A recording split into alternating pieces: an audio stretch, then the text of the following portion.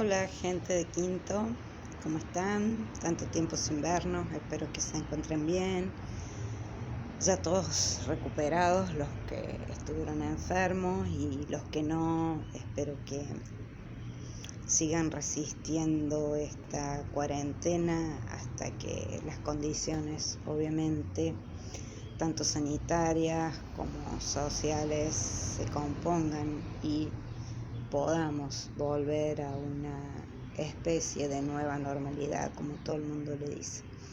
Hasta tanto, tenemos que seguir resistiendo, no nos queda otra.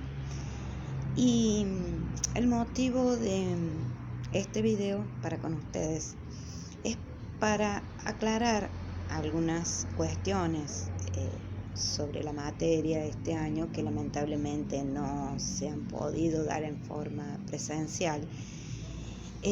Una pena realmente, porque con lo apasionante y rica que es la historia argentina del siglo XX, como también importante saberla y aprenderla, porque es nada menos que la historia de nuestro país, la historia reciente, la historia que tenemos que conocer para no repetir precisamente los errores del pasado.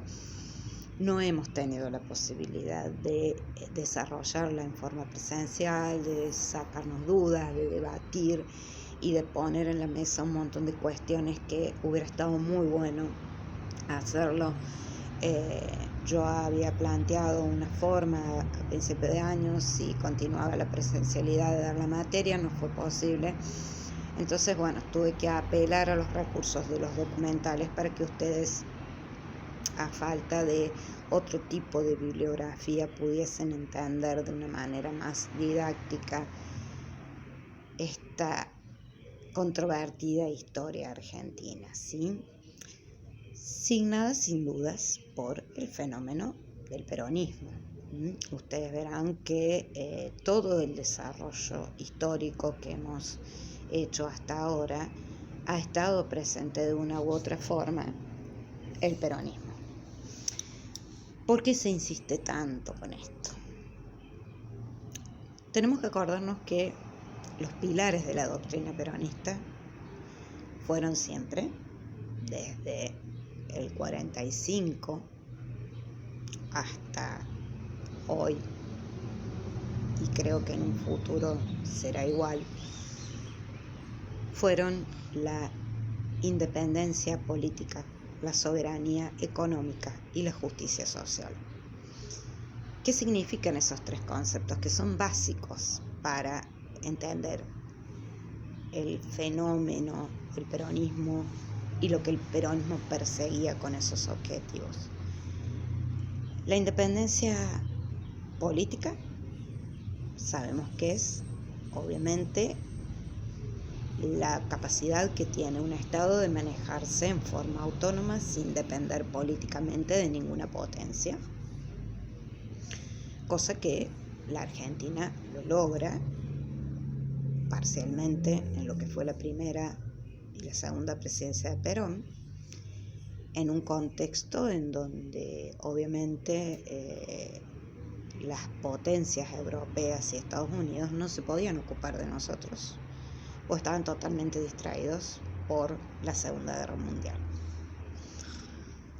La soberanía económica es sin duda la capacidad que tiene un Estado para manejarse en forma autónoma, en forma independiente, con sus propios recursos, sin necesidad de acudir a la ayuda financiera externa o al endeudamiento. La Argentina también lo va a lograr en el primer peronismo y obviamente en la segunda presidencia, a partir del desastre económico, obviamente, que sufre Europa y en menor medida Estados Unidos a raíz de la guerra. Tenemos la posibilidad de convertirnos en el famoso granero del mundo, en el país que va a alimentar a la Europa que está saliendo de la Segunda Guerra y que está buscando recuperarse, y sin duda eso va a representar una posibilidad de reactivarnos económicamente muy, muy buena, y que realmente fue aprovechada por el peronismo paralelamente a este proceso de industrialización que Perón ve como inminente para no depender eternamente del famoso modelo agroexportador que tantos dolores de cabeza nos ha traído y nos trae a través de la historia para la economía argentina. Y la justicia social, bueno, sabemos muy bien que la clase trabajadora, los obreros, conocen lo que es tener derechos y lo que es tener realmente justicia social a partir del peronismo y a partir de las leyes laborales y de toda la acción social que se ejerce sobre la población postergada de la Argentina, es decir, sobre ese sector social que nunca llegó a conformar el anhelado objetivo de la clase media. La clase media se logra con el primer peronismo y con el segundo peronismo, ¿sí? Estas banderas, por los motivos que nosotros ya hemos visto, obviamente, se ven interrumpidas a partir de la Revolución del 55, a partir de la Revolución Libertadora, cuando se lo derroca a Perón. Tengamos en cuenta que Perón despertaba tantos amores como odios.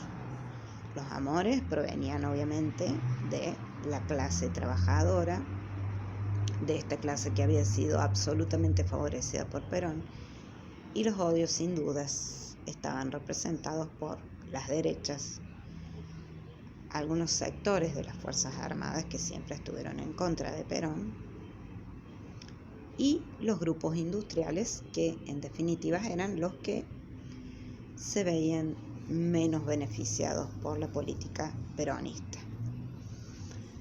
Ese periodo que va de 1955 prácticamente hasta 1973, o sea, casi 20 años, 17 para ser más exactos, fue un periodo muy complicado para la política y para la sociedad argentina porque estuvo signado por el golpe de Estado, dos golpes de Estado, es decir, la Revolución Libertadora del 55 y la Revolución Argentina del 66, que lo derroca a Ilia, y con democracias entre medio absolutamente débiles, absolutamente endebles, manejadas por las fuerzas militares, muy vigentes en la Argentina por entonces, en toda Latinoamérica, y muy apoyadas por Estados Unidos en este famoso marco de la Guerra Fría que va a atravesar el mundo después de la Segunda Guerra Mundial, ¿sí? Esta división del mundo en el oeste democrático, liderado por Estados Unidos, y el este comunista, liderado por la Unión Soviética.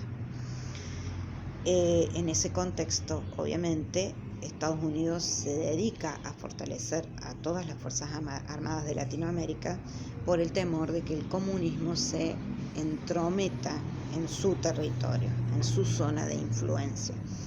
Es por eso que ahí se va a establecer durante todos esos años la famosa doctrina de la seguridad nacional, en donde el enemigo de la sociedad ya no es un país invasor, ya no es un enemigo externo, sino que el enemigo está entre nosotros. ¿Y quién es el enemigo? Todo aquel que profese la ideología comunista tan temida por la clase militar. Esta doctrina de la seguridad nacional sin duda va a llegar a su punto máximo con la dictadura militar que se va a desarrollar desde 1976 hasta 1983. Es precisamente el último periodo que vimos, el último periodo que trabajamos en forma académica, con todo lo que aprendieron de esa dictadura, ¿verdad? Todo el horror que se desarrolló a partir de la doctrina de la seguridad nacional, del terrorismo de Estado, este terrorismo que liquida al enemigo, liquida no solo a los grupos de extrema izquierda y a los grupos armados que levantan la bandera de la revolución comunista, sino que también por arrastre va a afectar a toda la sociedad argentina en general, pues se va a ver afectada los ámbitos sindicales, el ámbito de trabajo, la educación, la cultura, todo va a estar teñido obviamente por este tinte persecutorio y por este silenciamiento ideológico que va a promover el terrorismo de Estado por parte de las Fuerzas Armadas, ¿sí? Un periodo que liquidó la economía argentina, porque convengamos que desde la Revolución Libertadora del 55 hasta prácticamente la tercera presidencia de Perón, todos los conflictos que se producían en la política argentina, en la historia, los que se produjeron en la historia argentina, eran simplemente de origen ideológico, de origen político, no estaban motivados por una crisis económica. La Argentina todavía tenía espaldas, a pesar de que el Estado se estaba económicamente debilitando, todavía tenía espaldas para soportar los embates económicos que le propiciaban estas irrupciones del neoliberalismo de parte de Europa y de parte de Estados Unidos, en donde ya el Estado no tenía que seguir siendo este Estado benefactor, este Estado que protegiera a la sociedad, este Estado que todo lo puede, que todo lo tiene que financiar, sino que el neoliberalismo obliga al Estado a desprenderse precisamente de todo lo que es la asistencia social y de todo lo que son los deberes del Estado, que es garantizar, por ejemplo, la salud, la educación y el bienestar de la población. Para el neoliberalismo esos son gastos, no son inversiones que debe hacer un Estado. Entonces el Estado de a poco se va desprendiendo de eso, con la consecuencia que es la desprotección social, es decir, la desprotección de los sectores básicos de la sociedad, hasta ahora que habían sido tan amparados por el peronismo y su estado de bienestar. La dictadura cae por su propio peso. Nosotros vimos que el contexto económico negativo que va propiciando los años de la dictadura, con los procesos de desindustrialización, el empobrecimiento de la sociedad, las crisis económicas, financieras terribles que va a tener la Argentina, la cantidad de deuda externa que se va a contraer en este periodo, el manotazo de ahogado que fue la guerra de Malvinas para tratar de sostener el prestigio de la clase militar, y ya la consabida violación de los derechos humanos que ya estaba siendo denunciada por Europa por parte del gobierno argentino, por parte del gobierno militar, van a hacer que finalmente en 1983 la dictadura llegue a su fin y se tenga que convocar nuevamente a elecciones, en donde va a resultar triunfante, como vimos, Raúl Alfonsín. Del 83, de 1983 hasta el 2001, realmente la Argentina no va a pegar una. La vuelta a la democracia va a costar muchísimo, porque como vieron en el último video, los planteamientos militares fueron numerosos y muy fuertes. Las Fuerzas Armadas no están resignadas a perder el control del poder. A Alfonsín se le va a hacer durísimo gobernar por un contexto económico absolutamente negativo, con la hiperinflación absolutamente inmanejable, con un contexto social en donde todavía la sociedad no aprendió a vivir en democracia, porque es una sociedad que está mayormente educada en la dictadura, educada en la represión, y le cuesta muchísimo manejarse dentro del marco de la democracia, y con una clase política que molesta y mucho.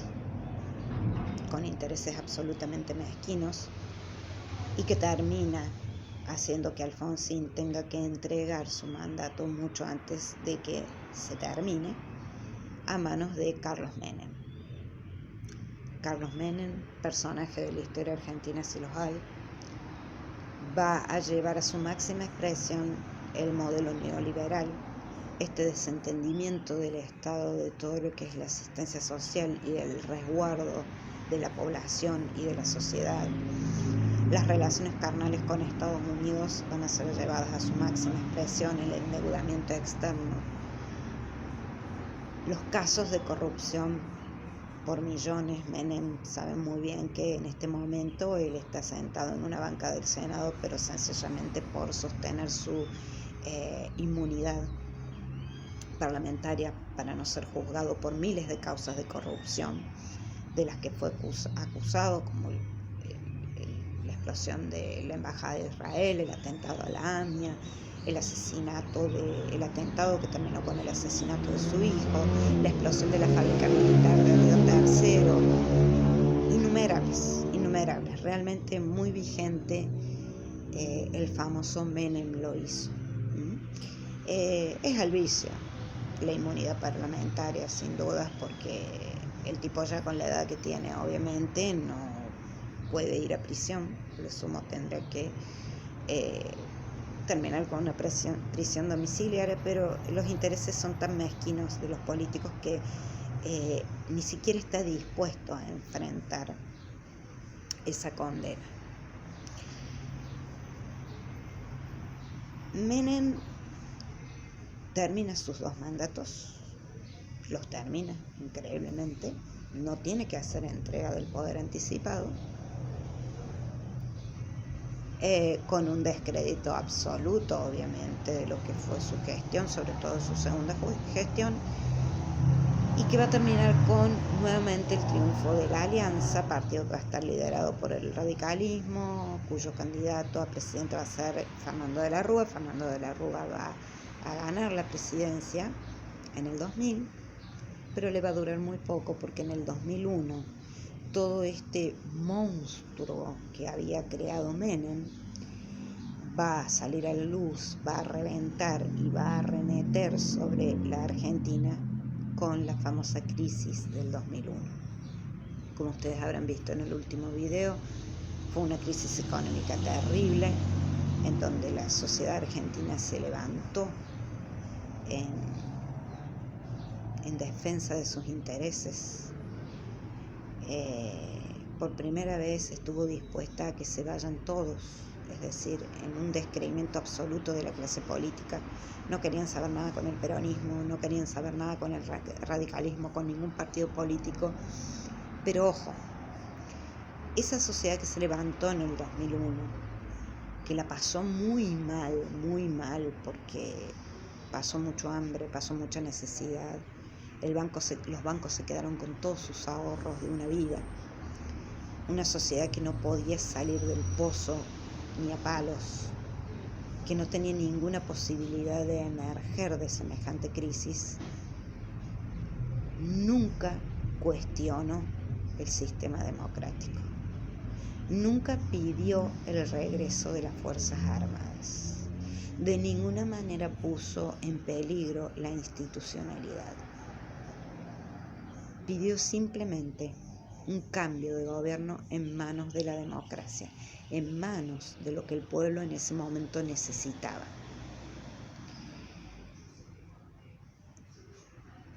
Después de eso, obviamente, va a venir todo el periodo del kirchnerismo, con Néstor Kirchner a la cabeza, ¿verdad? Un periodo bastante largo de recuperación de la Argentina, ayudado por un contexto económico muy favorable, por una coyuntura externa que nos favorecía muchísimo, porque necesitábamos que el mundo volviera a creer en nosotros. Y bueno, el famoso modelo agroexportador nos permitió de nuevo emerger a partir del modelo sojero.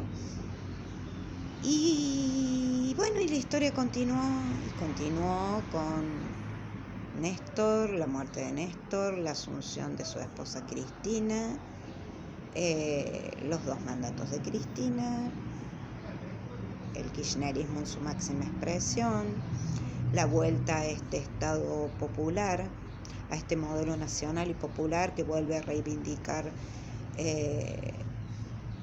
los valores y las necesidades de las clases postergadas, pero un Estado que vuelve a tener un papel de Estado benefactor, pero sin fondos. Un padre que se quiere hacer cargo de sus hijos y de hijos adoptivos, pero que no tiene trabajo, no tiene un sueldo, tiene muy buenas intenciones, pero no tiene plata. Ese padre, ese Estado padre, para criar a toda esa banda de hijos se tiene que endeudar. Le prestan plata, pero esa deuda algún día hay que pagarla. Y esa deuda tiene de acá en más 100 años para pagarse. Tenemos 100 años de dependencia económica. Tenemos 100 años para devolver el dinero que pedimos prestado. En el marco de esa dependencia, nunca más vamos a tener ni independencia política, ni soberanía económica, ni mucho menos justicia social. Quiero que lo piensen. Simplemente es un brevísimo resumen de la historia argentina que vimos este año y que les puede servir para un ingreso universitario así someramente, como para que tengan una idea más acabada, más bajada al llano, como quien dice, como a mí siempre me gustó hacer con ustedes. Yo lamento mucho no haber podido tener clases este año, lo lamento mucho más que ustedes, porque esto que Dios me dio a hacer es lo que más amo en la vida. Me costó muchísimo no poder hacerlo y me costó muchísimo poder, a través de este video, estar con ustedes, porque no es la forma que me hubiera gustado estar. Las circunstancias me obligaron, las circunstancias nos obligaron a estar separados, pero siempre van a contar conmigo. Los quiero mucho. Un beso grande.